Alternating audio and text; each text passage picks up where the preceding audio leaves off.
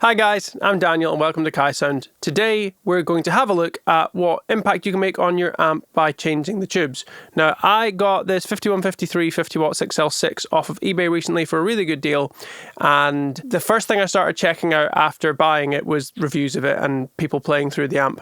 And what I saw consistently was that it almost, if not definitely, has too much gain. And then I started looking into, well, what kind of mods can you do? Am I going to regret buying this amp? And pretty quickly I came across this idea that if you change the tubes, you can change the gain. I didn't know any of this. And there's a whole bunch of different tubes that you can buy and put in your amp that will give a different amount of gain. Taking 12AX7s as 100% gain, if you would. The ones that I settled on were 5751s.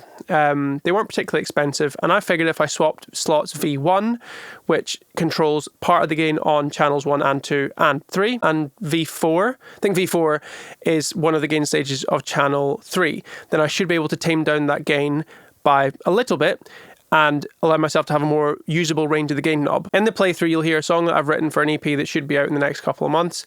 More on that at some point. And the single note riff stuff is on channel 3 and the chord-based stuff is on channel 2. Settings-wise, the amp stayed the same no matter what I did with the valves. So I would reamp with one set of valves, swap them out, and then reamp with the new set of valves and see if that made a difference. I'm bunged up with a cold right now, or it's COVID, or I don't really know what it is, but I don't feel very well. My ears aren't working, so I didn't go too extreme in any of the settings to try and keep things in a bit more of like a reasonable level so that I can't make too much of a mistake.